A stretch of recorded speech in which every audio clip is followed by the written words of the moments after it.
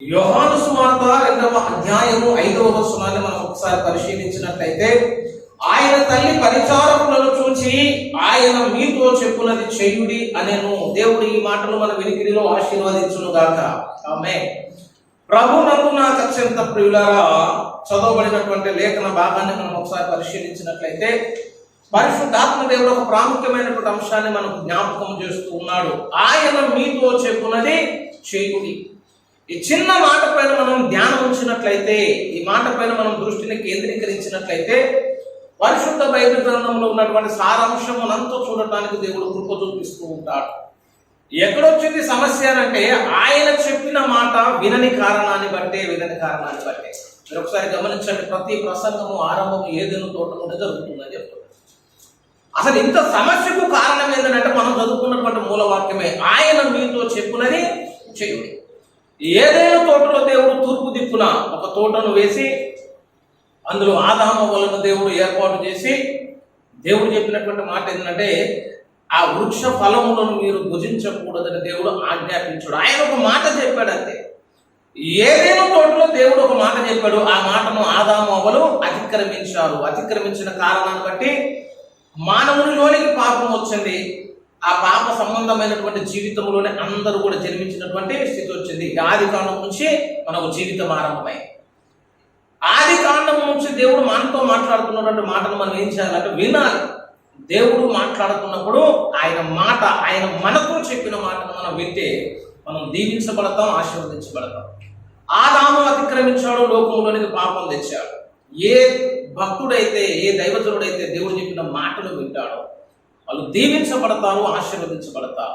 ఒకసారి ఆదికాండం 22వ అధ్యాయాన్ని గమనిస్తే, అబ్రహామును దేవుడు పరిశీలించడానికి, శోధించడానికి మాట్లాడినటువంటి మాట, నీకు ఒక్కడైన నీ కుమారుణ్ణి నీవు ప్రేమించు ఇస్సాకును నేను చెప్పబోవు పర్వతములలో ఒక దాని మీద దహన బలిగా అర్పించుటకు నీవు తీసుకుని రమ్ము అన్నాడు. ఇప్పుడు దేవుడు ఒక మాట అబ్రహాముతో చెప్పాడు.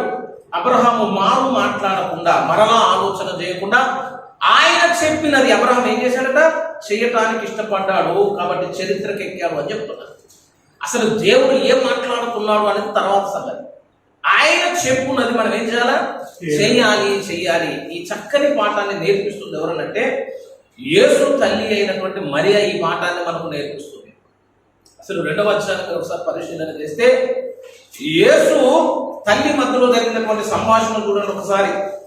3వ వచనం, 2వ అధ్యాయం 3వ వచనం, ద్రాక్షారసం అయిపోయినప్పుడు యేసు తల్లి వారికి ద్రాక్షారసం లేదని ఆయనతో చెప్పగా, యేసు ఆమెతో, అమ్మా నాతో నీకేమి పని, నా సమయం ఇంకా రాలేదు అనను.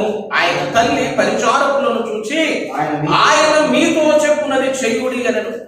అమ్మని ఎంత మాట అన్నాడు అని చాలా మంది విరోధులు మాట్లాడుతూ ఉన్నారు. అసలు అక్కడ అమ్మ అనే మాట కనిపిస్తుంది, కానీ ఒరిజినల్ టెక్స్ట్ లో ఇంగ్లీష్ బైబిల్లో మీరు చూస్తే ఉమెన్ ఉంది, ఓ స్త్రీ నాతో నీకేమి పని అన్నట్లు కనపడదు. చక్కగా అమ్మ మాట్లాడుతున్నప్పుడు చిన్నగా మాట్లాడు చేసే కూడా, కానీ యేసు తల్లి మాటను మీరినట్లుగా కనిపించే అర్థం వస్తా ఉంది. అక్కడ తల్లి మాట మీరినప్పుడు తల్లికి ఏం బాధ కలగట్లేదు, కానీ చదువుకుంటున్న వాళ్ళందరికీ అభ్యంతరం కలుగుతుందని చెప్తున్నారు. మరియమ్మ ఎప్పుడు బాధపడదు. ఎందుకు బాధపడుతుందో తెలుసా? యేసు మాట్లాడుతూ ఉన్నప్పుడు, యేసు మరియమ్మకు లోబడుతూ ఉన్నప్పుడు కుమారుడులాగా మరియమ్మ స్వీకరిస్తుందన్నమాట. ఎప్పుడైనా మరియమ్మ చెప్పిన మాట కూడా వినకపోతే మరియమ్మ అనుకుంటుంది, నా కడుపును పుట్టిన కుమారుడు కాదు మాట్లాడేది, నన్ను సృష్టించిన సృష్టికర్త మాట్లాడుతున్నాడని ఆయనకు లోబడుతుంది. యేసు యోసేపుకు లోబడ్డాడు, మరియమ్మకు లోబడ్డాడు. వారికి లోబడుతూనే నజరేతులో పెరిగాడని బైబిల్ గ్రంథం చెబుతుంది. ఆయన తల్లిదండ్రులకు లోబడుచు నజరేతులో నుండి అతడు ఎదగటం మొదలుపెట్టాడు. యోసేపు కూడా యేసు విధేయత చూపాడు. మరియమ్మ మాట విన్నాడు, మరియమ్మకు లోబడ్డాడు. కానీ కొన్ని సందర్భాలు వచ్చినప్పుడు యేసయ్య స్వరం మారిపోతుంది. ఆ మారిన స్వరాన్ని ఎవరు గుర్తుపట్టగలుగుతారంటే మరియమ్మ గుర్తుపట్టుకుంది. మరియమ్మ చెప్పినప్పుడు వింటేనేమో కడుపును పుట్టిన కొడుకులాగా మాట్లాడుతుంది. మరియమ్మ చెప్పిన మాట యేసయ్య వినకుండా మరలా మాట్లాడటం మొదలుపెట్టినప్పుడు మరియమ్మ మౌనం అయిపోతుంది. ఎందుకంటే మాట్లాడుతున్నది సర్వోన్నతుని కుమారుడని, మరియ కుమారుడు కాదు మాట్లాడుతుంది, దేవుని కుమారుడు మాట్లాడుతున్నాడు. ఆయన మాట్లాడితే మనకు ప్రయోజనం అవుతుంది, ఆయన చెప్పినది మనం చేస్తే ఆశీర్వాదం వస్తుందని ఆ చక్కని పాఠాన్ని కానాను పెళ్లి విందులో నేర్పించింది. అప్పుడు అన్నదన్నమాట, నా మాట వినకపోతే వినకపోయాడు, కానీ ఆయన మీతో చెప్పున్నది చేయుడని అక్కడ ఉన్నటువంటి పరిచారకులకు నేర్పించింది. దైవజనుడు నేర్పించిన, కుటుంబంలో పెద్దలు నేర్పించిన, పిల్లలకు నేర్పించిన, సంఘానికి నేర్పించిన ఏం నేర్పించాలనంటే యేసు చెప్పినది చేయటము సంఘానికి నేర్పించాలి, కుటుంబాలకు నేర్పించాలి. ఆయన మీతో చెప్పినది చెవుడు అని నేర్పించాలి. ఇప్పుడు ఆయన మాట్లాడుతున్నటువంటి మాటల పైన మనం దృష్టిని పెట్టాలి. చెప్తున్నా, ఆయన చెప్పున్నది చెవుడి అని అనేక మాటలు దేవుడు మాట్లాడాడు. మత్తయి సువార్త 17వ అధ్యాయంలో కూడా రూపాంతర కొండ మీదికి మోషే ఏలియాలు ప్రత్యక్షమైనప్పుడు, దేవుడు రూపాంతరం చెందినప్పుడు అక్కడ మాట్లాడుతున్నది ఎవరనంటే పేతురు మాట్లాడుతున్నాడట. మీరు ఒకసారి మత్తయి రాసిన సువార్త గమనించినట్లయితే, మత్తయి రాసిన సువార్త 17వ అధ్యాయాన్ని మీరు ఒకసారి గమనించినట్లయితే చూడండి, 17వ అధ్యాయము 6వ వచనం చూడండి. శిష్యులు ఆ మాట విని బోర్ల పడి మిక్కిలి భయపడగా యేసు వారి యొద్దకు వచ్చి వారిని ముట్టి లెండి భయపడుకుడని చెప్పును. వారు కన్నులెత్తి చూడగా యేసు తప్ప మరి ఎవరును వారికి కనబడలేదు. ఎవరు కనబడలేదట. ఒకసారి పై వచనం 5 చూడండి.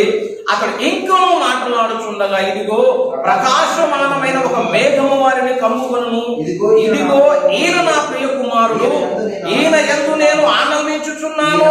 చూడండి, ఈయన మాట వినుడని ఒక శబ్దము మేఘములో నుండి పుట్టాడు. ఎవరు మాట్లాడుతున్నారండి? పై నుండి స్వరం వినిపిస్తుంది. దేవుడు మాట్లాడుతున్నాడు. దేవుడు మాట్లాడుతున్నా నీతో దేవుడు మాట్లాడేటువంటి మాట ఏంటంటే ఆయన చెప్పినది నువ్వు చేయాలి, ఆయన మాట నీవు వినాలి. సరే, మరియమ్మే కదా, మట్టి మనిషే కదా, మరియమ్మ చెప్తే మేము వినము అన్నారే అనుకో. ఆ మేఘంలో నుంచి ఇప్పుడు ఎవరు మాట్లాడుతున్నారంటే తండ్రి అయిన దేవుడు మాట్లాడుతున్నాడు. ఆయన అంటున్నాడు, ఈయన మాట వినుడని ఒక శబ్దము మేఘములో నుండి పుట్టాను. ఎందుకు ఆ మాట చెప్పాల్సి వచ్చిందంటే యేసు మాట కాక ఆ పక్క నుండి పేతురు మాట్లాడటం మొదలుపెట్టారు. చెప్తున్నప్పుడు యేసయ్య ఉన్న తర్వాత నువ్వెట్లా మాట్లాడతావు? చెప్తున్నా, మనకంటే యోగ్యులు కనిపించినప్పుడు మనం మాట్లాడొద్దండి, అది దీవెన అని చెప్పారు. మనకంటే యోగ్యులు ఉన్నప్పుడు మనం మౌనంగా ఉండటం ఆశీర్వాదం. అక్కడ మోషే ఉన్నాడు, ఏలియా ఉన్నాడు. పరలోకం నుంచి దిగొచ్చారు వాళ్ళు. కొండ మీదకి దిగొచ్చి రూపాంతర అనుభవాన్ని చేసి యేసయ్యతో సంభాషిస్తుంటే అసలు విని దండుడు కావాల్సిన పేతురు ఏం చేస్తున్నాడో సలహాలు ఇస్తున్నాడు. ఏమిస్తున్నాడో తెలుసా? ఏమని మాట్లాడుతున్నట్టే నిర్గమముల గురించి వారిద్దరూ మాట్లాడుతూ ఉంటే, జరగబోతున్నటువంటి బలికర్మ కాండాల గురించి, యాగముల గురించి, ఈ శిలువ యజ్ఞం గురించి మాట్లాడుతుంటే అప్పుడు పేతురు అంటున్నాడు, మనం కిందికి వెళ్తే కదా ఈ కార్యం అంతా జరిగేది, మనం ఇక్కడే ఉన్నామని. ఏం చేద్దాం ఇక్కడ ఉన్నాడంటే పర్ణశాలలు కడతాడు. ఆ పాటి పర్ణశాలలు కట్టుకోలేకని ఇప్పుడు యేసయ్య ఉన్నాడు, ఆ పక్కన మోషే ఉన్నాడు, ఏలియా. అసలు నేను అడుగుతున్నా, వాళ్ళిద్దరికి నువ్వు పర్ణశాల కప్పుడు ఎక్కడే? ఏలియా చనిపోకుండానే ఆరోహణం అయిపోయినటువంటి వ్యక్తి. మోషే పరిస్థితి చూస్తేనేమో చనిపోయి తిరిగి లేచినటువంటి వ్యక్తి. అసలు వాళ్ళిద్దరిని పట్టుకునేది ఎవరు, చంపేది ఎవరు, కొట్టేది ఎవరు? వాళ్ళిద్దరి రెండు పర్ణశాలలు కడతారట. మళ్ళీ ఎవరు కడతారట? యేసయ్య కూడా పర్ణశాలలు కడతాడు. అనుకుంటే యేసు మీద పేతురుకు ఒక అచంచలమైన ప్రేమ ఉందని చెప్తున్నది, వర్ణించలేనటువంటి ప్రేమ. 8 సార్లు చెప్పిన పేతురుకు ఎక్కట్లేదు. ఎందుకు ఎక్కట్లేదంటే ఆయన చనిపోతాడు అనే మాట పేతురు కరెక్ట్గా తీసుకోలేకపోతున్నాడు. ఎట్లా చేసేది? ఇప్పుడు యేసయ్యని ఏం చేయాలంటే కాపాడాలి, రక్షించుకోవాలి. చక్కని మాట అంటాడు, అది నీకు దూరమగును గాక అని బట్టి. ఇంత జాతమైన భూమి మీదకి వచ్చి శిలువ యజ్ఞానికి సిద్ధపడతా ఉంటే అది ఎన్నటికి నీ జరగకుండును గాక, అది నీకు దూరమగును గాక అనగానే యేసయ్య అన్నాడు, సాతానా నా వెనుకకు పోము. ఎందుకు కాపాడడానికి ప్రయత్నం చేస్తున్నాడంటే యేసును కూడా కాపాడటానికి ప్రయత్నం చేసే రక్షకుడు లాగా పేతురు కనిపిస్తున్నాడు. యేసున్నప్పుడు కూడా మాట్లాడే బోధకుడు లాగా పేతురు కనిపిస్తున్నాడు. ఈ పేతురు సంభాషిస్తుంటే దేవుడు మాట్లాడటం మొదలుపెట్టాడు. ఇక మేఘంలోంచి ఒక స్వరం వినిపిస్తుంది, ఆయన మాట వినుడి, ఆయన మాట వినుడి. ఎందుకంటే గొప్ప సందేశం మానవ జాతికి ఏం కావాలని అడుగుతున్నారు.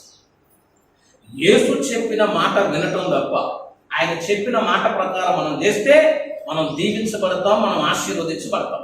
ఒకవేళ మేము వినము అన్నారే అనుకో, దానికి కూడా ఒక మాట ఉంది. మీరు ఒకసారి చూడండి, అపోస్తుల కార్యము 3వ అధ్యాయాన్ని మీరు గమనించినట్లయితే, వింటే ఆశీర్వదించబడతాడని చెప్పినటువంటి వాక్యమే దేవుడి స్వరం వచ్చినప్పుడు, ఆయన మాట విననప్పుడు ఏం జరుగుతుందో చూడండి. 3వ అధ్యాయము అపోస్తుల కార్యము 3వ అధ్యాయము 23వ వచనం, ఆ ప్రవక్త మాట వినని వాడు ప్రజలలో ఉండకుండా సర్వనాశనమగును. ఆ ప్రవక్త పేరే క్రీస్తు అని చెప్తున్నారు. అక్కడ మాట వినాలి అనేమో దేవుడు మేఘములోంచి మాట్లాడాడు. ఆయన చెప్పున్నది చెవుడనేమో కానాను పెళ్లి విందులో మరియమ్మ మాట్లాడుతూ ఉంది. ఇప్పుడు అపోస్తుల కార్యంలోకి వచ్చేసరికి పరిశుద్ధాత్మ దేవుడు మాట్లాడుతున్నటువంటి మాట ఏంటంటే, ఆ ప్రవక్త మాట వినని వాడు సర్వనాశనమగును గాక. ఇట్లాంటి మాట ఎవరు పలుకుతారండి? యేసు మాట ఉంటే దీవెన, యేసు మాట వింటే ఆశీర్వాదం. ఒకవేళ ఆయన మాట వినకపోతే ఏమైపోతామట? నాశనం అయిపోతాం. ఎంత నాశనం అయిపోతాం అంటే సర్వము నాశనం అయిపోతుంది, నాశనం అయిపోతుంది. ఎప్పుడు అసలు క్రైస్తవుడు అన్నట్టు అర్థం లేదు. క్రైస్తవుడు అంటే అర్థం ఏంటంటే ఆయన మాట విని ఆయన చెప్పినట్లు చేసిన వాడే క్రైస్తవుడు అని చెప్తున్నారు. విధేయత లేని వాడు ఎప్పుడు క్రైస్తవుడుగా. చాలా మంది యేసయ్య అంటే ఇష్టమే అంటారు, కానీ ఆయన చెప్పింది చేయరాడు. మదర్ తెరెసా అంటే ఇష్టమే అంటాడు, కానీ వీడు దానం చేయరాడు. అసలు విచిత్రం అనిపించింది. వాళ్ళ వ్యక్తిత్వాలు చూసిన, వాళ్ళ ప్రవర్తనను చూసిన ఆశ్చర్యం అనిపించింది. ఆ వ్యక్తిని నువ్వు గౌరవిస్తున్నావు అన్నట్టు అర్థం ఏంటంటే ఆయన మాటకు నువ్వు లోబడుతున్నట్టు లెక్క. విధేయత చూపాలి. ఆయన అడుగు జాడల యందు మనము నడుచుకున్నట్టు ఆయన ఒక మాదిరి ఉంచిపోయాడు. ఆయన మాట్లాడే ప్రతి మాటకు విధేయత చూపించాలి. ఆ చక్కని మాట విధేయత చూపించమనే సమూయేలు భక్తుడు బాల్యములోనే నేర్చుకున్నాడని చెప్తున్నా. ఏలి చెప్పిన మాట అయితే చిత్తము నీ దాసుడు ఆలకించుతున్నాడు. దేవుడు మాట్లాడితే విశ్వాసం ఏం చేయాలా? వినాలి. ఆ విని ఆ మాటల ప్రకారం జీవితాన్ని కట్టుకోవాలి. ఈ కార్యములకు ఎవరు వస్తారో వారు ధన్యులైపోయారు బైబిల్లో చెప్తారు. ఆయన చెప్పిన మాట వినని కారణాన్ని బట్టి తరతరాల పాపాన్ని ఆదామవలు మోస్తూ ఉన్నారు. అదే మానవ జాతి నుంచి వచ్చిన నోవాహుతో దేవుడు మాట్లాడాడు. ప్రవాహం రాబోతుంది, జలప్రలయం రాబోతుంది, ఒక పడవను కట్టుకోవాలనే మారు మాట్లాడకుండా ఓడ నిర్మాణానికి నోవాహు సిద్ధపడ్డాడు. ఆయన చెప్పినది చేశారు.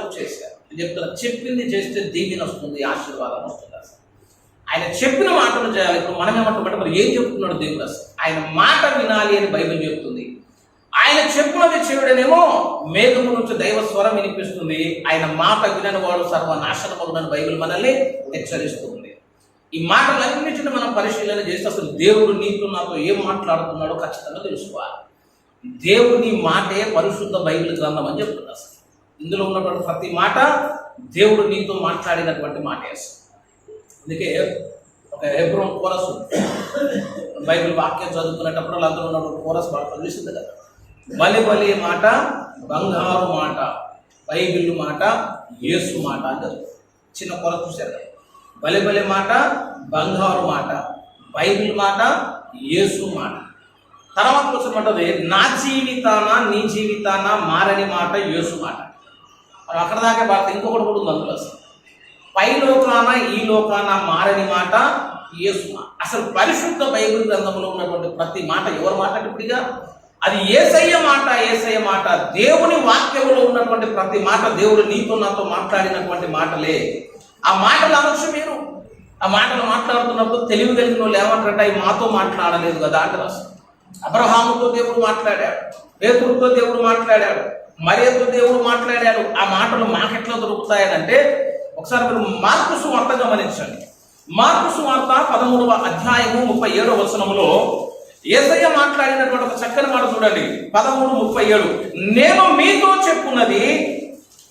మీతో చెప్పుచున్నది అందరితోనూ చెప్పుచున్నాను, మెలకువగా ఉండుడి అనేను. చక్కని మాట చూసారా? నేను మీతో చెప్పుచున్నది ఎవరితో చెప్పుతున్నట? అందరితో చెప్పుచున్నాను. లేఖనాల్లో ఉన్న ప్రతి మాట ఆశీర్వాదం అయితే అది నీతో మాట్లాడినండి. ఆ మాటలన్నిటి నువ్వు ఏం చేయాలనంటే స్వతంత్రించుకోవాలి. ఆ మాట ప్రకారం నీ భక్తి జీవితాన్ని కట్టుకోవాలి. దేవుడు మాట్లాడిన మాట ప్రకారం నీ జీవితాన్ని మార్చుకోవాలి. ఈ చక్కని కార్యంలోనికి రావాలని చెప్తున్నాను నేను. వాక్యము దగ్గరికి వస్తే అన్ని సమస్యలకు పరిష్కారం దొరికింది. వ్యక్తిని కేంద్రం చేసుకుని భక్తి చేస్తే పడిపోతావు అని చెప్తాను. ఒక వ్యక్తి మీద ఆధారపడి భక్తి చేస్తే నువ్వు పడిపోతావు. పోయిన వారంలో ఒక వ్యక్తితో మాట్లాడాను. రేసక్క, నేను, జానిస్ గారు, జాకబ్ అని అందరం మీద మాట్లాడాను. వాళ్ళతో మాట్లాడుతుంటే వాళ్ళు మాట్లాడే మాటలు చాలా విచిత్రం ఉన్నాయి. ఏంటంటే అసలు బైబిల్ అవసరం లేదని చెప్పబడ్డాయి. బైబిల్ వద్దు ఏమవుతారు ఆయన చెప్పే మాటలు విచిత్రం. మెల్కీసెదెకు ఎవరని అడిగారు. మెల్కీసెదెకు ఎవరని అడిగితే నోవాహు యొక్క కుమారుడు అని చెప్పి. సరే ఎక్కడుంది బాబు, మరి ఎన్నిసార్లు బైబిల్ చదివిన ప్రత్యక్షత మాకు రాలేదు, ఒకసారి చూపెట్టింటే అది మీకు కనబడదని. మరి నీకు మాత్రం ఎట్లా కనబడదంటే నాకు యెరూషలేము నుంచి ఒక ఆయన ఫోన్ చేసి చెప్పాడు. మరి యెరూషలేము నుంచి నీకు ఫోన్ చేసి చెప్పాడు, ఆయన మాత్రం బైబిల్ చూసి కాదా చెప్పిందంటే కాదట, అసలు ఇది బైబిలే కాదట, కొత్త నిబంధన అసలు మంచిదే కాదట, పాత నిబంధన ఇది కాదట. అసలు ఎవరు సార్ మీకు ఇది అంత పాఠాలు అవుతుందంటే ఒక వ్యక్తి చెప్తున్నట్టు ఆలోచిస్తారు. మాకు రబ్బీలు బోధిస్తూ ఉన్నారు, యూదులు బోధిస్తూ ఉన్నారు, యెరూషలేములో ఉన్న బోధకులు మాకు బోధిస్తున్నారు అంటే అప్పుడు చెప్పినాం మీరు ఎవరిని నమ్ముతున్నారో మాకైతే తెలియదు, కానీ ఆయన ఖచ్చితంగా అబద్ధం చెప్తున్నారు, మీరు ఖచ్చితంగా నరకానికి పోతారని చెప్పినాం. ఎవరి మీద ఆధారపడ్డారంటే వాళ్ళ జీవితాలన్నీ ఆయన మీద పెట్టుకుని ఉన్నారు. విచిత్రం ఏంటంటే అసలు నరకమే లేదండి అసలు లాస్ట్. ఇక నరకమే లేదనేసరికి అప్పటిదాకా మాకు ఆకలి కాలేదని అప్పటి నుంచి ఆకలి అవుతుంది. ఎందుకంటే నరకమే లేదనేటువంటి దాదాపు 4-5 గంటలు కూర్చొని మాట్లాడాలి. ఎవరు నేర్పుతున్నారు ఇవన్నీ అని అంటే అక్కడ ఉన్నారట గురువు గారు. ఆయన ఏ పుస్తకం నుంచి నేర్పిస్తుందంటే ఈ పుస్తకం కాదని, ఆ వ్యక్తి మీద ఆధారపడ్డారని చెప్తున్నా. ఒక్క వ్యక్తి మీద దృష్టి పెట్టి ఆయనను నమ్మి నీ కోసం ప్రాణం పెట్టిన క్రీస్తు మాటను విడిచిపెట్టినావు. యేసయ్య దేవుడు కాదంటున్నావు, పౌలు ప్రవక్త కాదంటున్నావు, అసలు నూతన నిబంధన గ్రంథమే కాదని చెప్పి నూతన నిబంధన మొత్తం చింపేసింది. అలా బైబిల్ ఏం లేదంటే నూతన నిబంధన లేదు, అసలు కొత్త నిబంధన రక్తము లేదని చెప్తున్నారు. హృదయానికి చాలా బాధ అనిపించింది. అసలు యేసు మాట వినమని మీకు బోధ చేస్తే ఎవరు మాట వింటారు? ఎవరో యూదుడు చెప్పిన మాట వింటున్నావు. రేపు ఆయన అగ్నిగుండంలో ఉంటాడు, నువ్వు అగ్నిగుండంలో పోతావు. అప్పుడు తెలుస్తుంది సర్వనాశనం మొదలైన మాటకు అర్థం తెలుస్తుందని చెప్తున్నారు. వ్యక్తి వైపు దృష్టి పెట్టవద్దని చెప్తున్నాను నేను. అసలు ఏ బోధకుడు చెప్పినా వినొద్దని. ఎందుకంటే బెరియా సంఘం లేదని. నీకు బైబిల్ ఎందుకు ఇచ్చిందో నాకు బైబిల్ ఎందుకు ఇచ్చింది? అసలు అనుకూలమైన బోధలు చేసే బోధకులు కూడా ఉన్నారు కాబట్టి బెరియా సంఘస్థుల వల్ల లేఖనాల్లో ఉన్నటువంటి ప్రతి అంశాలను ప్రతి విశ్వాసి పరిశోధన చేయాలి. వాక్యం అలాగ ఉన్నదా లేదా? చాలా మంది వచ్చేయమంటారంటే అయ్యా మేము గుడి కడుతున్నాం, దేవుడు మిమ్మల్ని డబ్బులు ఇవ్వమని దేవుడు మాకు చెప్పినని వచ్చేటోళ్ళు ఉంటారు. అసలు విచిత్రం కాదు అసలు. ఆ పాట నేను చెప్పిన దేవుడు మరి మాకు చెప్పవద్దు అసలు. నన్ను డబ్బులు ఇవ్వని నిన్న కూడా ఎక్కడదండి. చాలా మంది ఇట్లా అడిగేటోళ్ళు ఉన్నారు. దేవుడే మాకు చెప్పాడు, దేవుడే మాకు చెప్పాడు అంటే మేము కూడా ప్రార్థన చేస్తాం. ప్రార్థన చేసినప్పుడు మాకు చెప్పినప్పుడే ఇస్తాం అన్నడానికి పరువు ఉంటుంది. అసలు నీతో మాట్లాడే దేవుడు నాతో కూడా మాట్లాడు. అవసరాలకు అనుకూలంగా వాక్యాన్ని వాడుకునే వాళ్ళు ఉన్నారు, బోధను అనుకూలంగా మార్చుకునే వాళ్ళు ఉన్నారు. ఇటువంటి వాళ్ళందరూ చేస్తున్న బోధ ఎక్కడ తేలిపోతుందనంటే దేవుని మాటల దగ్గరకు వచ్చినప్పుడు తేలిపోతుంది, సత్యమేదో తెలిసిపోతుంది. అందుకంత విశాలంగా దేవుడు గ్రంథాన్ని నీ చేతిలో నా చేతులు పెట్టాడు. ఆయన మాట వినాలి, ఆయన మాట వినాలి. ఆ చక్కని మాటల దగ్గరికి మనం వచ్చినట్టయితే, వాక్యాన్ని మనం సంబంధించినట్లయితే సకల వివాదాలకు ఏం దొరుకుతుందంటే పరిష్కారం దొరుకుతుంది. అట్లా బైబిల్లో దేవుడు మాట్లాడినటువంటి మాటలన్నిటిని కూడా మనం ఏం చేయాలంటే ఒకసారి చూసి ఆ మాటలను చేయడానికి మనం ప్రయత్నం చేయాలి. అందులో అది పౌలు రాశాడా, పౌలు సంఘాలతో చెబుతున్నాడు అనేది తర్వాత సంగతి. నేను మీతో చెప్పుచున్నది అందరితో చెప్పుచున్నాను. ఈ లేఖనం దేవుని వాక్కు కాబట్టి, దేవుడు మాట్లాడుతున్న ప్రతి మాట మనకు ఒక హెచ్చరిక కాబట్టి అందులో ఉన్నటువంటి మాటలు మనం ఒకసారి చూద్దాం. ఒక మాట పైన మనం దృష్టిని కేంద్రీకరిద్దాం. 1 కొరింథీ పత్రిక 14వ అధ్యాయం మీరు ఒకసారి గమనించినట్లయితే 14వ అధ్యాయం 20వ వచనం చూడండి. 14:20లో సహోదరులారా మీరు బుద్ధి విషయమై పసిపిల్లలు కాక దుష్టత్వ విషయమై శిశువులుగా ఉండి బుద్ధి విషయమై పెద్దవారులై ఉండు. చూడండి, చక్కని మాట చెప్పబడి చెప్తున్న. బైబిల్ చదివేటప్పుడు కొంత పరిశీలనగా చదవాలని చెప్తున్నాను. ఎందుకు అంటే అసలు ఈ కాంటెక్స్ట్ లో ఉన్నటువంటి ఈ మాట ఆ గ్రంథం అంతటికి సంబంధం లేనట్టే ఉందని చెప్తున్నా. 14వ అధ్యాయం అంతా మీరు చదవండి, 13వ అధ్యాయం అంతా చదవండి, 12 కూడా చదవండి, 11 కూడా చదవండి, కానీ మీకు దీనికి సంబంధించిన ఆనవాళ్ళు ఏది కనిపించింది? 14వ అధ్యాయం మొత్తం దేని కొరకు రాయబడిందంటే ప్రేమ కలిగి ఉండుటకు ప్రయాసపడుడి అని రాయబడింది. 13వ అధ్యాయం మొత్తం కూడా వరములను గురించి, ప్రేమను గురించి మాట్లాడినటువంటి మాట. 12వ అధ్యాయం వరాలను గురించి ప్రస్తావించినటువంటి మాట చెప్తున్నా. అక్కడ వరాలను గురించి మాట్లాడిన, ప్రేమతో వరాలను వాడాలని చెప్పిన, 14లో ప్రేమ కలిగి ఉండటకు ప్రయాసపడుడని చెప్పిన, అక్కడ ఉన్నటువంటి మొదటి వచనం నుంచి 19 వచనాలు చదువుకుంటే వరములను కూర్చిన ప్రస్తావన కనిపిస్తుంది. మళ్ళీ 21కి వచ్చిన తర్వాత కూడా అదే వరముల యొక్క కొనసాగింపు కనిపిస్తుంది, కానీ మధ్యలో నుంచి తెచ్చి ఒక అమర్చినట్టుగా ఈ మాట ఒక్కడే కనిపిస్తుంది అని చెప్తుంది. అసలు దీనికి ఏమైనా సంబంధం ఉందా? పైన మాట్లాడుతున్న మాట కూడా 19లో అయినను సంఘములో భాషతో 10,000 మాటలు పలుకుట కంటే ఇతరులకు బోధ కలుగునట్టు నా మనసుతో 5 మాటలు పలుకుట మేలు. 21 అన్య భాషలు మాట్లాడు జనుల ద్వారా, పరజనుల పెదవుల ద్వారా ఈ జనులతో మాట్లాడుతును, అప్పటికైనను వారు నా మాట వినకపోవుదురని ప్రభువు చెప్పుచున్నాడని ధర్మశాస్త్రంలో రాయబడి ఉన్నది. కింద మాటలకు పై మాటలకు సంబంధం లేదని చెప్తున్నారు. అసలు ఎందుకు రాయించడం ఈ మాట? అసలు ఏమన్నా సంబంధం ఉందా దానికి? పై మాటకు సంబంధం లేదు, ఆ అధ్యాయానికి సంబంధం లేదు అని చెప్తున్నారు. అయినా దేవుని వాక్యం ఏం చెప్తుందంటే ఒక చక్కని మాట అందులో ఇమిర్చాడు, అమర్చాడు అని చెప్తున్నారు. అటువంటి మాటలు కనిపించినప్పుడు బోధకుడు ఏం చేయాలంటే ఆ మాటల్లో ఉన్నటువంటి సారాంశాన్ని పట్టుకోగలగాలి. అదే ఆ గ్రంథానికి అంతటి కూడా, అధ్యాయానికి అంతటి కూడా ఒక ఇరుసులాగా పనిచేస్తుందని చెప్తున్నారు. దేవుడు వాక్యం చెప్తున్న అందులో అసలు వరాలు పొందుకోవాలన్నా, రక్షణ పొందాలన్నా, ప్రేమ కలిగి ఉండాలన్నా కూడా నీ ముందు నీ జీవితం ఎట్లుండాలి తెలుసా? నీవు బుద్ధి విషయమై పసిపిల్లలుగా కాక దుష్టత్వ విషయమై శిశువులుగా ఉండి బుద్ధి విషయమై పెద్దవారలై ఉండి ఈ మాట మీద నువ్వు దృష్టి పెడితే అప్పుడు రక్షణ వస్తుంది, అప్పుడు వరాలు వస్తాయి, అప్పుడు ప్రేమ వస్తుంది, అప్పుడు అసలు ఈ వాక్యములో చెప్పబడ్డ సారాంశం అంతటికి నువ్వు న్యాయం చేయగలుగుతావు. దేవుని చేతులు వాడబడాలి అన్న, దైవ పోలికలోనికి మార్చబడాలి అన్న, దేవుని కొరకు విరామము లేకుండా పని చేయాలన్న 2 ప్రాముఖ్యమైనటువంటి లక్షణాలు ఉండాలి. ఆ ప్రాముఖ్యమైనటువంటి లక్షణాలు ఏంటంటే, సహోదరులారా మీరు బుద్ధి విషయమై పసిపిల్లలు కాక దుష్టత్వము విషయమై శిశువులుగా ఉండి, బుద్ధి విషయమై పెద్దవారలై ఉండి. దేవుని దృష్టికి నువ్వు శిశువుగా ఉండాలి, దేవుని దృష్టికి నువ్వు పెద్దవాడమైన అనుభవంలోనికి పోలా. 2 అనుభవాలు నీలో కనిపించాలి.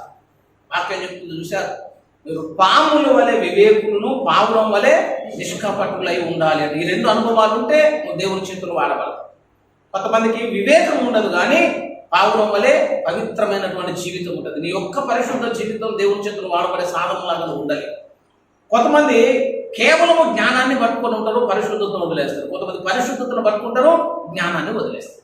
వివేకం ఉండాలి, పాములాగా వివేకం ఉండాలి, 2 పావురంలాగా పరిశుద్ధమైన జీవితం ఉండాలి. ఈ 2 లక్షణాలు కలిగిన వాడు దేవుని చేతులకు గండ్రగొడ్డలాగా వాడబడటానికి అవకాశం ఉంటాయి. అట్లనే ఇప్పుడు దేవుడు అంటున్నాడు, మీరు పసిపిల్లలు లాగా ఉండాలి, 2 పెద్దవారై ఉండాలి అని. పరమగీత చెప్తుంది, నాకు ఒక చిన్న చెల్లెలు గలదు.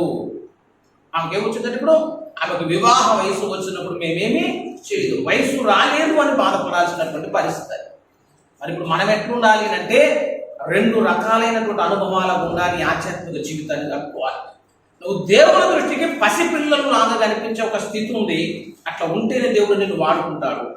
రెండోసారి దేవుడు చూసినప్పుడు పెద్దవారైనటువంటి అనుభవం, వయసు వచ్చిన వారి అనుభవంలోనికి కూడా నువ్వు దేవునికి అలా ప్రత్యక్షపరచుకోవాలి. 2 రకాలుగా దేవుడికి నువ్వు కనిపించాలి. అప్పుడే నువ్వు దేవుడు నిన్ను వాడుకోవటానికి అవకాశం ఉంటుంది, వరాలను ఇవ్వడానికి అవకాశం ఉంటుంది, ప్రేమ కలిగి ఉండే ఆ అనుభవంలోనికి దేవుడు నడిపించడానికి అవకాశం ఉంటుంది. మనం ఎట్లుంటామంటే మనం దానికి రివర్స్లో ఉంటాం అన్నమాట. పాపము విషయంలో, దుష్టత్వ విషయంలో పసిపిల్లలై, బుద్ధి విషయంలో పెద్దవారు. ఇది దేవుడు చెప్పిన పద్ధతి. మనం ఏం చేస్తుంటే దాన్ని కొంచెం రివర్స్ చేసుకుందాం సార్. మనం ఎట్లుంటామనంటే, బుద్ధి విషయంలో ఎట్లుంటామనంటేనేమో చాలా చిన్న వాళ్ళలాగా మారిపోయాయి.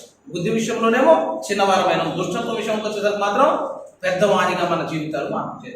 నేను చెప్తున్నాం, దుష్టత్వం విషయంలో చిన్న పిల్లల్లాగా ఉండాలి. అసలు ఇక్కడ దుష్టత్వానికి, అక్కడ జ్ఞానానికి, ఇక్కడ చిన్నపిల్లలకి, అక్కడ పెద్దవారికి రెండింటికి ఒక పోలిక ఉందని చెప్తున్నా. దుష్టత్వం ఎక్కడైతే ఉంటుందో అక్కడ జ్ఞానం ఉండదు, జ్ఞానం ఉండదు. ఈ పాఠాన్ని నేర్చుకోవాలి ఖచ్చితంగా.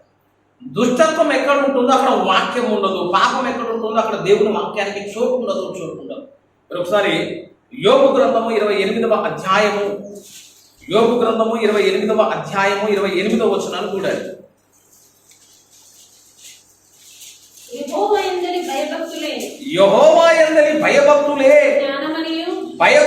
జ్ఞానమనియు, దుష్టత్వము విడుచుటయే వివేకమనియు ఆయన నరులకు సెలవిచ్చెను. దుష్టత్వమును విడుచుటయే వివేకము. అసలు వివేకము అన్న, బుద్ధి అన్న, జ్ఞానము అన్న నీకు ఎక్కడొస్తుందట?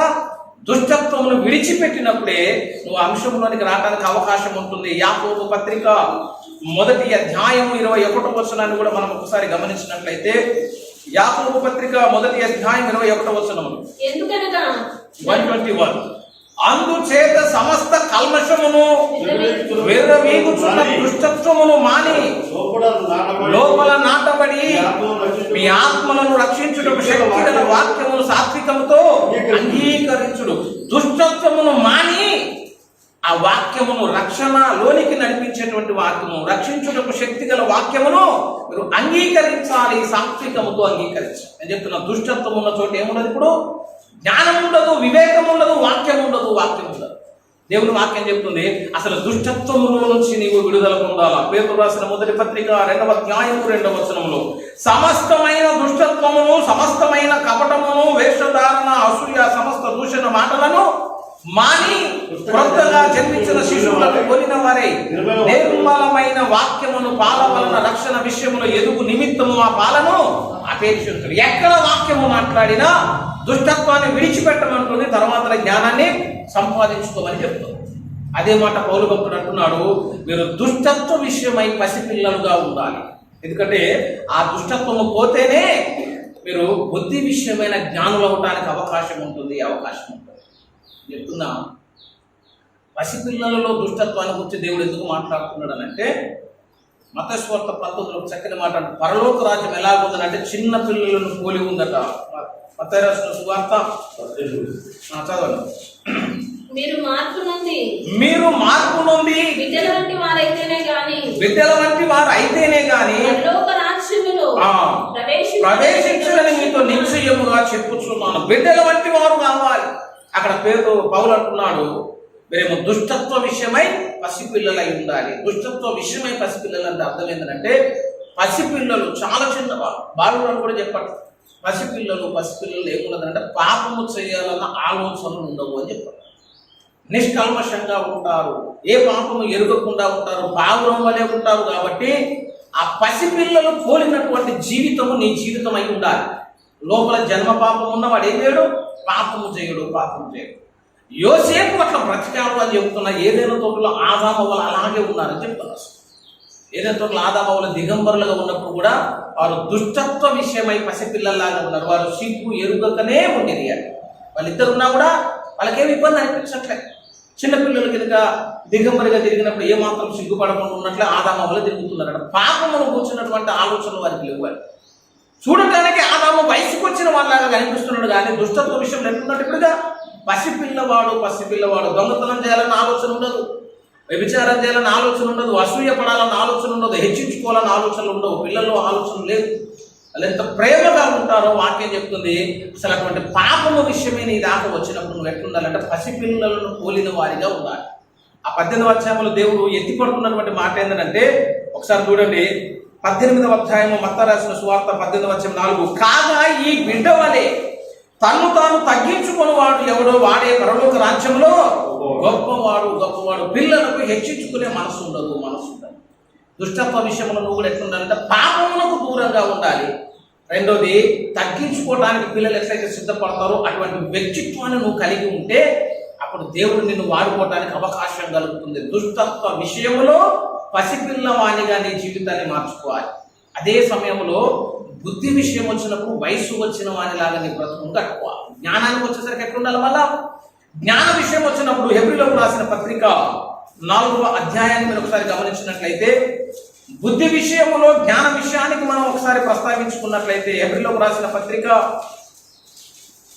4వ అధ్యాయం చివరి వచనాన్ని మీరు ఒకసారి చూసినట్లయితే 5వ అధ్యాయం 14. వయసు వచ్చిన వారు అభ్యాసము చేత మేలు కీడులను వివేచించుటకు సాధకము చేయబడిన జ్ఞానేంద్రములు కలిగి ఉన్నారు కనుక బలమైన ఆహారము వారికే తగును. వయసు వచ్చిన వారు అంటే అర్థం ఏంటంటే, ఈ జ్ఞానేంద్రియాలను సాధకము చేసుకున్న అనుభవం కలిగిన వారు. వారి కన్ను వారి మాట వింటుంది, వారి చెవులు వారి మాట వింటాయి. దేవుడిచ్చిన కర్మేంద్రియాలను లోపరుచుకున్న వారే వయసు వచ్చిన వారు. అటువంటి జ్ఞానేంద్రియములను సాధకము చేసిన వాడు బుద్ధి విషయంలో జ్ఞాని. వయసు వచ్చిన వాడి కింద దేవుడు లెక్కించడానికి అవకాశం ఉంటుంది. ఇప్పుడు ఈ 2 పద్ధతుల్లో విశ్వాసి దేవుడిని కనిపించాలి. పాపము నాకు సమీపంగా వస్తేనేమో నేను పసిపిల్లవాడిని అయిపోవాలి. ఏదైనా దైవ కార్యము నా ముందు ప్రత్యక్షమైనప్పుడేమో నేను వయసు వచ్చినలాగా అనిపించాలి. మీరు అనవచ్చు, చాలా పెద్దగానే ఉన్నావు కదా, పాపం వచ్చినప్పుడు పసిపిల్లవాడు ఎట్లయితే ఉంటే పాపమును మాని దాన్ని నువ్వు విసర్జించినప్పుడు దేవుని దృష్టికి నువ్వు పసిపిల్లవాడివి అవుతావు. నువ్వు చిన్నగానే ఉండొచ్చు, కానీ సమస్య నీ ముందు పెద్దది కనిపించినప్పుడు సమూయేలు, ఇర్మియా, దావీదులాగా అంత పెద్ద సమస్య వచ్చినా కూడా దావీదును దేవుడు ఒక వీరులాగా వాడుకొని అతని జ్ఞానయుక్తంగా దేవుడు వాడుకోవడానికి కృప చూపించాడు. ఈ 2 లక్షణాలు లేకపోయినా కూడా సంఘాల్లోనికి ఆశీర్వాదం రాదని చెప్తారు. చాలా మంది పరిశుద్ధతకు పెద్ద పీట వేశారు. కొన్ని సంఘాలు ఉన్నాయి, లెమెన్స్ కానీ, హెబ్రోను కానీ, పెంతెకోస్తు కానీ సంఘాలు చూస్తే కంప్లీట్ హోలీనెస్ మీదనే మనం కట్టుకుంటాం. అసలు పరిశుద్ధత అనే మాట నుంచి వాళ్ళు తొలగిపోరు. అసలు పరిశుద్ధంగా ఉండాలా, రక్షణ పొందాలా, రక్షణలో కొనసాగాల, పాపము చేయొద్దని బోధ మీద వాళ్ళు చాలా ఖచ్చితమైనటువంటి బోధ చేస్తారు. అసలు లెమెన్స్ సంఘాలను చూస్తే నాకు తెలిసి మనం లెమెన్స్ సంఘాలు అంటే ఇప్పటికి బాప్తిజం కూడా తీసుకోవాలి. ఎందుకంటే అందులో బాప్తిజం తీసుకోవాలంటే బాప్తిజమానికి ముందు నువ్వు చేసిన పాపాలన్నీ వాళ్ళతో ఒప్పుకోవాలి. పోయి ఎవరినైనా ఏమన్నా అనుకోపోయి వాడిని బతిలాడి కాళ్ళు పట్టుకొని క్షమాపణ అడిగి వాడు క్షమించిన అంటేనే ఐగర్ వచ్చిన తర్వాత బాప్తిజం ఇస్తారా. అసలు మనం ఎవరిని తిట్టినో మనకు గుర్తే ఉండదా. క్షమాపణ కూడా ఎక్కడ? ఎవరన్నా చూసి మనం చెడ్డగా అనుకున్నా కూడా వాళ్ళతో చెప్పాలట, పలానా రోజు మేము అనుకున్నామని మమ్మల్ని క్షమించండి అంటే అప్పటిదాకా మంచుకున్నాం కూడా ఈ చెంప వాయించదా. అసలు అన్ని ఒప్పుకొని సమాధాన పడ్డ తర్వాత నీకు ఒక నెమ్మది వచ్చిన తర్వాత అప్పుడు అయ్యగారి దగ్గర పోతే ఆయన ఏమిస్తాడట, బాప్తిసం ఇస్తాడు. ఇంత నిష్ఠను సరే మా దగ్గర ఇదే పద్ధతి అన్నమాట. మనం అట్టనే చేసినా దేవుడితో మనం సమాధాన పడమని చెప్పిన అసలు పరిశుద్ధతకు చాలా విలువిచ్చే సంఘాలు ఉన్నాయి. దుష్టత్వ విషయమై పసిపిల్లలు వాళ్ళు కేవలం ఆ పరిశుద్ధత మీదనే కట్టుకున్నారు. దేవుడు అనుకున్న స్థాయిలో దేవుడు వాళ్ళని వాడుకోలేకపోతున్నారు. ఎందుకంటే ఒక్క పరిశుద్ధత మీలో ఉంది కానీ బుద్ధి విషయంలో లేకపోయారు. వారు పెద్దవారుగా ఉండలేకపోయారు. బుద్ధి విషయంలో కూడా లేకున్నట్టు పసిపిల్లలాగా ఉన్నారండి. ఇంకా మారు మనసు దగ్గరే ఉన్నావు, ఇంకా రక్షణ దగ్గరే ఉన్నావు, ఇంకా ముంచుడు బాప్తిసం దగ్గరే ఉన్నావు. పరమగీతానికి ఎప్పుడు వస్తావు, రాకడికి ఎప్పుడు సిద్ధపడతామన్నట్టు అవన్నీ మాకు ఇంకా తెలియదు అనమాట. ఎప్పుడు తెలుసుకుంటావు, పరలోకి వచ్చినాక చదువుకుంటుంది. జ్ఞానంలో కూడా ఎదగలేదు కాబట్టి వాడిని దేవుడు వాడుకోవడానికి అవకాశం కలగట్లేదు. కొంతమంది ఏం చేస్తారంటే మొత్తం జ్ఞానమే నేర్చుకోవడానికి ఇష్టపడ్డారు. ఇక ఆయనకు ఆది కాలం నుంచి ప్రకటన గ్రంథం దాకా మర్మాలన్నీ తెలుసు అని చెప్తుంది. అసలు పరమగీతం చెబుతావు, ఆది కాలం చెబుతావు, ప్రకటన గ్రంథం చెబుతావు, ప్రసంగిలో నుంచి కూడా మాట్లాడుతున్నావు. వాళ్ళు బుద్ధి విషయంలో జ్ఞానులు అయిపోయారు. అసలు ఏ అంశం ఇచ్చినా మాట్లాడుతున్నారు, ఏ ప్రశ్న ఇచ్చినా సమాధానం చెప్తున్నారు. కానీ వాళ్ళు పరిశుద్ధతకు వచ్చేసరికి ఏమైపోతుందంటే వాళ్ళు పరిశుద్ధతలు కూడా పెద్దోళ్ళలాగానే ఉండిపోతుంది. అక్కడేమో పరిశుద్ధత లేదు, ఇక్కడేమో జ్ఞానము లేదు. ఒక దగ్గరేమో జ్ఞానము లేదు, ఇంకో దగ్గరేమో పరిశుద్ధత లేదు. ఇవి రెండు కలిసి ఎవరైతే దొరుకుతారో దేవుడు వారిని వాడుకోవడానికి ఇష్టపడతాడు, వారిని వాడుకోవడానికి ఇష్టపడతాడు. ఇట్లా బైబిల్లో దొరికినటువంటి భక్తుడే యోసేపు అని చెప్తారు. పాపము చేసే అవకాశం వచ్చినప్పుడేమో పసిపిల్లవానిగా పారిపోయాడు. తీర్పులు తీర్చాల్సిన అవకాశం వచ్చినప్పుడు జ్ఞానముగా నిలబడి రాజు సముఖంలో నిలబడి ఆ కళలకు అర్థము చెప్పాడు, అర్థం చెప్పాడు. బుద్ధి విషయమై అతను ఏమైపోయాడంటే పెద్దవాడిగా మార్పు చెందిన అనుభవం వచ్చింది. జ్ఞానులున్న శకునగానులున్న ఎప్పుడు చెప్పలేని కార్యాలు కూడా జ్ఞానంతో యోసేపు చెప్పేస్తున్నాడు. కళలు చెబుతున్నాడు, భావాలు చెబుతున్నాడు, దానియేలు చెప్పినట్టు చెప్పేస్తాడు. కానీ పాపం చేసే అవకాశం వచ్చినప్పుడు కూడా పాపం చేయడానికి నేను పెద్దవాడు అన్నట్టుగా యోసేపు ప్రవర్తించాడు. యోసేపు ఏం చేసేటప్పుడు అక్కడ నుంచి పారిపోయాడు. ఎందుకంటే పసిపిల్లవాడు పాపము చేయలేడు. యోసేపు దైవ దృష్టికి పసిపిల్లవాడు కాబట్టి యోసేపు అక్కడ పాపం చేయకుండా అక్కడ వచ్చి పారిపోయాడు. ఈ రెండు లక్షణాలు కలిగిన వ్యక్తిత్వాన్ని కావాలి అని చెప్తున్నాను. నీలో ఈ రెండు లక్షణాలు ఉన్నాయి. కొంతమంది ఏమో చిన్నపిల్లలాగా ప్రవర్తిస్తారు, తర్వాత మన పెద్దోడు లాగా చూద్దామంటే వాటిలో ఆ లక్షణాలు కనిపించు. మొత్తానికి పెద్దోడు లాగానే ఉంటారు. చిన్నపిల్లలతోటి ఆ కాంటాక్ట్ అయ్యే విధానం తెలియదు. ఈ రెండు లక్షణాలు కావాలి. ఈ పాఠం నేర్పించడానికే దేవుడు వృద్ధులను పిలిచి వాడుకున్న సందర్భాలు లేఖనాలు కనిపిస్తున్నాయి. చిన్నపిల్లలను పిలిచి వాడుకున్నటువంటి సందర్భాలు కనిపిస్తున్నాయి. ఇర్మియాను బాలుడుగా ఉన్నప్పుడు దేవుడు పిలిచి వాడుకున్నాడు. ఇర్మియా చాలా చిన్నగా ఉన్నప్పుడు, మోషేను 40 సంవత్సరాలప్పుడు దేవుడు సేవకు పిలిచినాడు. కాబట్టి ఈ రెండు లక్షణాలు కలిగిన ఆధ్యాత్మిక జీవితాన్ని నువ్వు కట్టుకోవాలి. ఇది దేవుడు చెప్పినటువంటి ఒక మాట. అదే రీతిగా దుష్టత్వములో నుంచి విడుదల పొంది జ్ఞానములోనికి నువ్వు రావాలి అంటే దేవుడు చెప్పిన ఒక పద్ధతి ఉందని చెప్తున్నాను. ఆయన మాట వినాలని చెప్పిన కదా ప్రారంభం. ఆయన మీతో చెప్పున్నది చేయుడి. ఆయన చెప్పిన మాటల్లో ప్రాముఖ్యంగా చెప్పినటువంటి మాట, అనేక మంది విసర్జించినటువంటి మాట, అనేక మంది తీసివేసినటువంటి మాట ఏంటంటే నా శరీరమును తిని నా రక్తము త్రాగువాడే నిత్య జీవము గలవాడు అంచెదినమని నేను వారిని లేకపోతుంది. ఇది ఎవరు మాటట? ఇది యేసయ్య మాట్లాడిన మాట. నా శరీరము తిని నా రక్తము త్రాగువాడే నిత్య జీవము గలవాడు. యోహాను రాసిన సువార్త 6వ అధ్యాయం మీరు ఒకసారి గమనించినట్లయితే 54వ వచనంలో 52-3 చదవం. కావున యేసు ఇట్లా నేను మీరు మనుష్య కుమారుని శరీరము తిని ఆయన రక్తము త్రాగితేనే కానీ మీలో మీరు జీవము కలవారు కారు. నా శరీరము తిని నా రక్తము త్రాగువాడే నిత్య జీవము గలవాడు అంచె దినమున నేను వానిని లేపుదును. అసలు దేవుడే ఒక మాట చెప్తున్నాడు, యేసు ఇట్లా నేను. అది ఎవరి మాట? ఇప్పుడు యేసు మాట చెప్తున్నా. రెడ్ లెటర్ బైబిల్ కొనుక్కోండి ఈసారి కూడా. చాలా బైబిల్ కొట్టా అంటారు. మనం అయితే డ్రస్సులకి అయితే వేలకు వేలు పెడతాం. బైబిల్ విషయానికి వచ్చేసరికి 100 కంటే బైబిల్కి ఎక్కువ పెడితే మన ప్రాణమే పోతా ఉంటుంది. అసలు మరి కొంచెం దాటితే ఏమవుతుందంటే ఏముంది ఎందులోనే అదే వాక్యంగా వాళ్ళు వేలాంతో చెప్తాం. బట్టలు కట్టుకుంటే ఏదైనా అవయవాలు కట్టుకోవడానికి మరి 100 రూపాయల సీలు కట్టుకోరా అదంటే లేదు, కొంచెం కాస్ట్ ఉండాలి. బైబిల్లో మల్టీ టైప్స్ ఆఫ్ బైబిల్స్ ఉన్నాయి. వాటి వనాల వాళ్ళందరూ ఎందుకు ముద్రిస్తున్నట్టు అందులో ఏదో ఒక లాజిక్ లేదా ఉంటుందని, అంత ఒకటిలా ఉంటుందని గొప్ప చెప్పొద్దు. డానియేల్ బైబిల్ అనేది ఒక బైబిల్ ఉంది, 1800 డానియేల్ రిఫరెన్స్ బైబిల్. ఇక ఎట్లకో మనం ఎతికే బ్యాచ్ కాదని వాళ్ళే ఎతికి అన్ని రాశారు. చెట్లు అనగా చెట్ల నేడటి వాడిని రాసి, మొక్కలు అనగా మొక్కల నేడని రాసి, స్త్రీలు అనగా స్త్రీలందరి గురించి రాసి, నీకు పని తగ్గించేదాన్ని కొన్ని డబ్బులు పెట్టమన్నా కూడా అంత మేము పెట్టాం. 120 ఇస్తే ఈ లేకపోతే లేదనే బ్యాచ్ మనం రాస్తాం. ఏంటంటే అసలు బైబిల్ తీసి ఒక 1000 రూపాయలు పెట్టాలి. మామూలు బైబిల్ కూడా 1000 రూపాయలు పెడితే అప్పుడు అసలు ఒక్కొక్కరికి కరెక్ట్ భక్తి తెలిసిపోతుంది. ఇది ఉన్న పేజీలే ఇవి ఉన్నాయి కదా, పేజీకి ₹1 వేసిన కాదంటే 120 రూపాయలకి ఏ పద్ధతిలో కొట్టో చెప్పిన 100 రూపాయల తెల్ల వైట్ నోట్స్ వస్తుందని మాకు కావాలి సార్. నేను చెప్తున్నా అసలు రెడ్ లెటర్ బైబుల్ ఉంది, బైబిల్లో కామెంటరీస్ ఉన్నాయి, డానియల్ బైబుల్ ఉంది, రిఫరెన్స్ బైబుల్ ఉంది, 100 రకాల బైబుల్ ఉంది. అందులో ఏది కొన్నా కొనకపోయినా కూడా కనీసం రెడ్ లెటర్ బైబిల్ అన్నా కొనుక్కోండి. రెడ్ లెటర్ బైబిల్ ఎందుకు కొనాలంటే ఆ కొత్త నిబంధనలో ఉన్నటువంటి మాటలు, యేసు మాట్లాడిన ప్రతి మాట కూడా ఎర్రక్షరాలతో ఉంటాయి. మనకి మళ్ళీ ఇది ఒప్పించి ఉంటుంది కదా, ఏంటంటే ఇది ఎవరు మాట్లాడుతారో మనకు తెలియదు. అసలు పైన మాట్లాడేది ఒక ఆయన అయితే మనం ఒకళ్ళని చెప్తాం. అసలు అందులో ఎర్రక్షరాలు ఉంటాయి, ఏం కన్ఫ్యూజ్ ఉంటుంది. అందులో రెడ్ లెటర్ అంటే అది యేసయ్య నోట్లోంచి వచ్చినటువంటి మాట. ఆ రెడ్ లెటర్ బైబిల్ చదువుతూ ఉంటే అందులో యేసు మాట్లాడిన ప్రతి మాట నీకు ఈజీగా ఐడెంటిఫికేషన్ అయిపోతుంది అని చెప్తారు. కొనవచ్చు, ఎంతో ఒక 500 అనుకుంటాయి, 200 వేసుకొని కొనుక్కుంటే ఎప్పటికీ గుర్తుండిపోదండి. ఆ రెడ్ లెటర్ బైబిల్లో ఆయన మాటలు ప్రత్యేకంగా కనిపిస్తాయి, ఆయన మాటలు ప్రత్యేకంగా మన కళ్ళ ముందు ప్రత్యక్షం అవుతాయి. కాబట్టి ఆయన మాట్లాడే మాటలు ఏంటో మనం చూడడానికి అవకాశం కలుగుతుంది. ఆ మాటలు చూస్తే ఇప్పుడు నా శరీరము తిని నా రక్తము త్రాగువాడే నిత్య జీవము గలవాడు అంచె దినమున నేను వాడిని లేపుతున్న మాట రెడ్ అక్షరాలు ఉంటుంది. అసలు వాళ్ళ కింద మళ్ళీ ఎవరైనా మాట్లాడాలి కదా, మళ్ళీ బ్లాక్ అక్షరాల్లోనే ఉంటుంది. మళ్ళీ వేసే మాట్లాడతారు, మళ్ళీ రెడ్ అక్షరాలు. అసలు దైవ చిత్తం అయితే అసలు దేవుడు మాట్లాడిన మాటలన్నీ అట్లా ఓల్డ్ బైబిల్ తయారు చేయాలి. అసలు అవి చెయ్యమ్మా, మనం కొత్త అన్ని పనికిరాని మాట అన్నిటి మీద పరిశోధన చేస్తాం. కానీ పాత నిబంధనలో కూడా దేవుడు మాట్లాడే మాటలన్నీ రెడ్ అక్షరాల్లో పెడితే చదువుకుంటుంది, అర్థం కాదు. మంచిగా చదువుకున్నటువంటి ఇంకెక్కువ అర్థం కావడానికి అవకాశం ఉంది. కొన్ని మనవన్నీ ఏమైనా చేద్దామంటే మనకు అంత తీర్పు ఉంటుంది. నంగమూరి దేవదాస్ గారు ఏం చేసిన తెలుసా? నంగమూరి దేవదాస్ గారు బైబిల్ చదవమని వాక్యం చెప్తే ఆయన మొత్తం ఆది కాలం అంతా రాసుడు మొదలు పెట్టిండాడు. ఎందుకంటే గుర్తుండిపోవాలి. స్వహస్తాలతోటి ఆది కాలం మొత్తం కూడా రాసుకున్నాడు. ఆల్రెడీ రాసిన పుస్తకం మళ్ళీ ఎందుకు రాసినంటే చదివితేనేమో ఒక్కసారి చదివినట్టు, రాస్తేనేమో 10 సార్లు చదివినట్టు. బట్ మంచిగా ఆది యందు దేవుడు భూమి ఆకాశాలను సృజించినని ఆయన ఓన్ హ్యాండ్ రైటింగ్లోనే ఆది కాలం మొత్తం రాసుకున్నాడు. మరి మనం రాస్తాం అంటే మాకు తెలియదు, బిజీగా ఉన్నాడు. సంవత్సరానికి ఒకసారి బైబిల్ చదువుడు కాదు, ఒకసారి రాయండి, రాత్రి నన్ను కూర్చి అర్థమవుతుంది, ఒత్తుడు పొల్లులన్నీ వస్తాయి, తెలుగులో వస్తుంది. అసలు రాసేటప్పుడు కొన్ని విషయాలన్నీ అర్థమవుతాయి. అర్థం కాదు, నాకు ఎవరు చెప్పలేదంటే ఎవరు ఎట్లా చెప్తారు అంటే నంగమూరి దేవదాస్ గారు చరిత్ర చదువుతుంది. ఆయన స్వహస్తాలతో రాసిన గ్రంథం ఉందండి, స్వహస్తాలతో రాసిన ఆది కాండం ఉంది.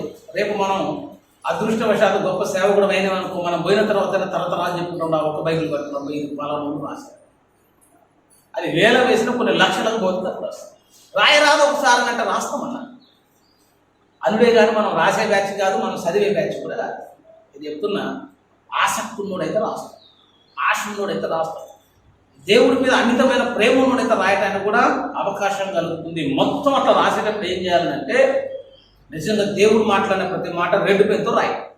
అప్పుడు నీకే రెడ్ లెటర్ బైబిల్ వచ్చేసి ఇదిగా మొత్తం రాది. ఆది కాలం నుంచి ఈసారి రాసుకుంటా పోతే దేవుడు మాట్లాడిన మాటలన్నీ మనం ఎర్రక్షరాలతో రాసుకొని, మామూలు మాటలన్నీ బ్లూ అక్షరాలతో రాసుకున్నాం అనుకో, చూడంగానే నీకు అర్థమైపోయింది అన్నమాట. అది పరిశోధనకు ఎంతో ఉపయోగపడుతుంది.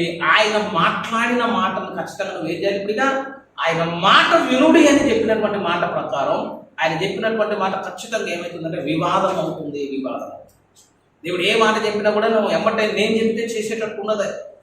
భక్తులు చెప్పిన మాటను విశ్వాసులు ఎట్లా శిరసా వహించారో, దేవుడు చెప్పిన మాటలు భక్తులు కూడా అట్లనే శిరసా వహించాలని చెప్పారు.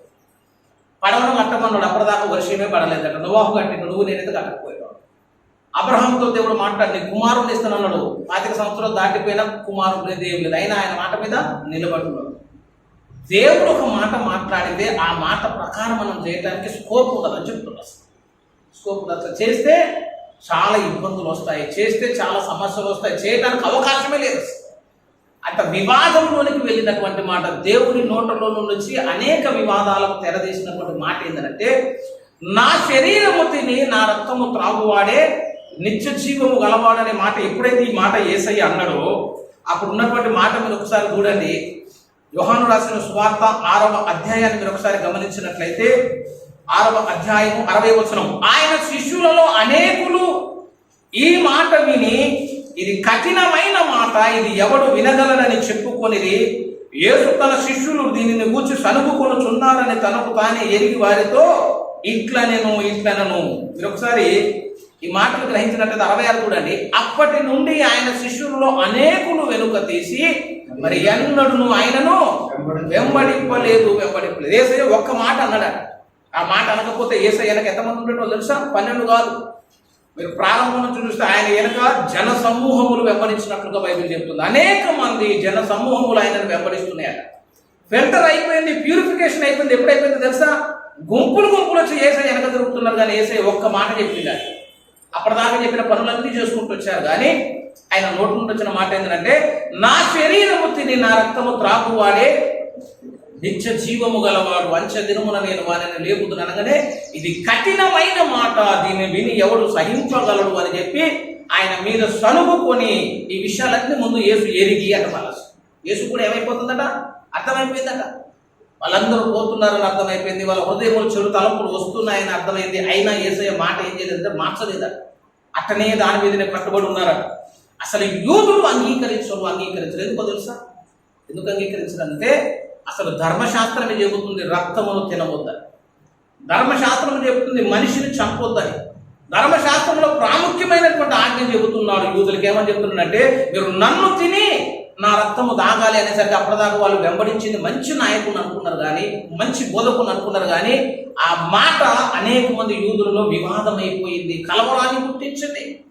ఆ దినం నుంచి అనేక మంది శిష్యులు ఆయనని వెంబడించడానికి మానుకున్నారు. ప్యూరిఫికేషన్ అయిపోయిందని చెప్తారు. చిన్న మాట చెప్పింది అంతే. రెండుగా చీలిపోయింది యేసయ్య పరిచర్య అని చెప్తున్నారు. యేసు పరిచర్యలు చీల్చినటువంటి మాట ఈరోజు సంఘాలు అసలు స్థలమే లేదని చెప్తున్నారు. విచిత్రంగా అసలు దేనికి పోరాడాలో తెలియదు. చాలా మంది ఇంకా ఏషావులాగానే ఉన్నారు. అసలు విలువైనది ఏదో చూడాలి, దేవుని దృష్టికి ఎన్నికైనది ఏదో చూడాలి. ఆ గొప్ప జ్యేష్ఠత్వాన్ని వదిలిపెట్టి మిగిలిన వాటి అన్నింటినీ సంపాదించుకున్నాడు ఏషావు. అసలు దేవుని దృష్టికి విలువైనటువంటి జ్యేష్ఠత్వాన్ని ఒక్కదాన్ని పట్టుకొని దేవుణ్ణి స్వతంత్రించుకున్నాడు యాకోబు. నేను చెప్తున్నా, ఆనాడు యేసు చెప్పిన మాట యూదులు వినలేదు. ఆ రోజు యేసు చెప్పిన మాట ఈ కాలపు యూదులు కూడా మనం కూడా వినట్లేదని చెప్తున్నాం. అసలు ఎక్కడుందండి బాల? ఆయన శరీరాన్ని పూజించమంటే దాని సాదృశ్యం అంటున్నాం. ఆయన రక్తాన్ని పానం చేయడం ధర్మశాస్త్రం నాకు ఇట్లా చెప్పలేదంటారు. ఇప్పుడు యేసుకే నువ్వు నేను కూర్చొని ఇప్పుడు ధర్మశాస్త్రం చెప్పాలి కదా. చెప్తున్నా, ఆ మాట అన్న తర్వాత శిష్యులు మౌనంగా ఉండిపోయినట్టు. అర్థమై కాదు, ఆయన చెప్పింది వినాలి కాబట్టి ఉండిపోయారు. ఆ మాట ఎప్పుడు నెరవేరిందో తెలుసా? ఆ మాట మాట్లాడిన తర్వాత క్రీస్తు అప్పగించుకునే ముందు రోజు, పస్కా పండుగ రోజు, అప్పుడు తెచ్చాడు దేవుడు మలవాడు. ఆ రోజు నన్ను తినమని చెప్పాను కదా, మీరు నన్ను నమ్మి నన్ను వెంబడించారు కదా, ఇప్పుడు చెప్తున్నా నన్ను తినడం అంటే ఏదో చెప్తున్నానని. అప్పుడు ఒక రొట్టెను ఎత్తి కృతజ్ఞతాస్తుతులు చెల్లించి, ఇది నా శరీరము, తినండి అనగానే నన్ను తినటం కాదు, ఈ శరీరానికి ప్రార్థన చేస్తా, ఈ రొట్టెకు ప్రార్థన చేద్దాం, ఈ రొట్టె నా శరీరముగా మార్చబడుతుంది, ఈ శరీరమును నువ్వు భుజించాలి. ఈ ద్రాక్షారసము నా పరిశుద్ధ రక్తంగా మార్చబడిన తర్వాత దాన్ని నువ్వు పానం చేయాలి. అందులో నీవు పాలు పొందితేనే నిత్య జీవాన్ని నువ్వు స్వతంత్రించుకోగలుగుతావు. అప్పుడు నా మాట నీ జీవితంలో నెరవేరుతుంది. ఓపిక ఉండొద్దండి. అప్పటిదాకా ఓపిక పడితే అద్భుతమైనటువంటి ఒక నిత్య జీవానికి సంబంధించినటువంటి విషయాలను నువ్వు స్వతంత్రించుకోవడానికి అవకాశం ఉంటుంది. అప్పుడే వెళ్ళిపోయిన జనాలు ఉన్నారండి, వాడిని ఎవరు బాగు చేయాలన్నారు. చెప్తున్న దేవుడు చెప్పిన మాటలన్నీ అట్లా వివాదములోనే ఉంటాయి, వివాదంలోనే ఉంటాయి. అసలు యేసయ్య చెప్పిన మాటలన్నీ వివాదమే, ఆయన జీవితం అంతా వివాదమే. కాబట్టి వివాదాస్పదమైన గుర్తుగా యేసు మనకు నియమించబడ్డాడు. నేను అడుగుతున్నా, కన్యమరియ గర్భంలో పుట్టాడంటే ఎవరు చూసిందని అనబట్టి మనం పోయి మాట్లాడినప్పుడు ఆ డిబేట్లో ఆయన అదే అన్నాడు, కన్యక గర్భంలో పుట్టినట్టు మీరు చూసిరా, అడక్కనే ఉన్నదా, నీకు హెబ్రీ వచ్చా అని నా ఆశికాలు పెట్టి నేను అనుకున్నా. మరి పుట్టలేదు ఎందుకంటే పుట్టలేదా? చచ్చిపోయినానంటే ఏడ చచ్చిపోయినా చూసినావా? ఆయన చచ్చిపోయిన నేడు అదే బైబిల్లో ఆయన ఎత్తకపోయినా ఉంది కదా అని అనబట్టి, అసలు తిరిగి లేచిందంటే అది మాత్రం చూసినావా అనబట్టి, అసలు మన పుట్టుకకు ఆధారం లేదనబట్టి, ఆయన మరణించిన దానికి ఆధారం లేదనబట్టి, ఆయన సమాధి తిరిగి లేపబడ్డదానికి ఆధారం లేదని అసలు వాళ్ళ కళ్ళన్నీ మూసుకొని పోయి. ఇప్పుడు మనం చెబుదామంటవా? చూసినోడు లేకపోయి విశ్వాసంతో చేసే పని లేవు ఆధారాలు. నేను అంటున్నా, ఆ పుట్టేన అనేది ఆకాశం నుంచి అట్లా ఒక దేవదూతలాగా దిగొచ్చి భూమి మీద పుట్టేస్తుంటే అందరు నమ్మకం పెట్టోళ్ళ. రక్షకుడు అట్లా ఆకాశం నుంచి దిగొస్తాడని చెప్తే నిజంగా ఒక ఆయన దిగి గుడిలోకి పోతే అందరూ నమ్మేటోళ్ళు. ఆదామును ఏదో తోటలో చేసినట్టు చెప్తే అందరూ నమ్మేటోళ్ళు. ఆ చచ్చిపోయిన యేసయ్య ఏదో అందరూ చూసేటట్టు కిలోమీటర్ నుంచి లేచి వస్తే అసలు సమస్య ఉండదు. ఆ లేచి అయినా సరే ఈ లాజర్ను లేపినట్టు 10 మంది ముందు లేస్తే బాగుంటుంది. తెల్లవారుతున్నప్పుడు ఎవరు కూడా తోడుకున్న లేచి వెళ్ళిపోయారు. ఆధారాలు ఉన్నాయి, ఏమి లేవు అని పట్టేసి చెప్తున్న ఓపుకుండా ఆయన మాట్లాడిన మాట నెరవేర్పు జరుగుతుంది. దాన్ని విశ్వసించి పస్కాలా తాగితే అప్పుడు బల్ల కూర్చున్నటువంటి ప్రత్యక్షత తెలుస్తుంది. నేను చెప్తున్నా, ఆయన మాట వినని వాడు సర్వనాశనం అవుననే మాటలో చాలా మంది అన్యులు పోతారు, చాలా మంది విశ్వాసులు కూడా కొంత నష్టపోతారు. ఏం నష్టపోతారు అంటే నిత్య జీవములో పాల్గొందే ఒక గొప్ప యోగ్యతలో ఆధిక్యతను కోల్పోతారు అని చెప్తారు. ఆయన శరీరము భుజించమని చెప్పిన తర్వాత, ఆయన రక్తాన్ని పానం చేయమని చెప్పిన తర్వాత, ఒక పద్ధతిని కట్టడాన్ని ఏర్పాటు చేసి పునరుద్ధరణ దినంలో కట్టిన తర్వాత కూడా నాకు సమయం లేదు అని నేను బలలో చేయవేయనంటే ఆ వెళ్ళిపోయిన శిష్యుల గుంపులను నువ్వు కూడా చేయాలి. కాబట్టి ఆయన చెప్పినది చేయుడని మరియమ్మ చెప్పినట్టు మళ్ళీ చెప్తుంది. యేసయ్య చెప్పింది మనం చేద్దాం. ఏం చెప్పిండనంటే ప్రతి పునరుద్ధాన దినములు ఆయన పరిశుద్ధ బలలో చెయ్యి వేయమన్నారు. ఆ చెయ్యి వేస్తే జరిగే కార్యం ఏంటంటే నీవు బుద్ధి విషయంలో ఇప్పుడు ఏమైపోతావనంటే పెద్దవాడిగా మారటానికి దేవుడు కృప చూపిస్తాడు. దుష్టత్వ విషయంలో ఇప్పుడు ఏమైపోతావుగా పసిపిల్లవాడు అవుతావు. ఈ వారం అంతా నువ్వు ఎట్లా బ్రతికినా కూడా జ్ఞానము తక్కువ ఉన్న కార్యాలు చేస్తేనేమో నువ్వు పాపాన్ని ఒప్పుకుని దేవునితో సమాధానపడి దుష్టత్వం నీలోంచి వెళ్ళిపోయినప్పుడు మరలా దేవుడు ఆ పాపమును తీసి నేను జ్ఞానముతో నింపి దేవుడు వాడుకున్న ఒక సాధనం లాగా నీ బ్రతుకును మార్చడానికి దేవుడు కృప చూపిస్తాడు. కాబట్టి ఆ బల్లను సమీపించే ముందు దుష్టత్వం అంతటి నుంచి మనం ఏం పొందాలిగా విడుదల పొందాలి. మనల్ని మనమే పరిశీలించుకొని మనల్ని మనమే పరీక్షించుకొని ఆయన ముఖ కాంతులో మన ప్రతి దోషమును రహస్య పాపము ఒప్పుకొని విడిచిపెట్టి సమాధానపడినటువంటి స్థితిలో ఆయన బలను సమీపిస్తే నీవు దుష్టత్వం విషయమై పసిపిల్లవాడివి అయిపోతావు. బల్ల అయిపోయేసరికి నీలో పాపము కనిపించని పసిప్రాయం దేవునికి కనిపిస్తుంది.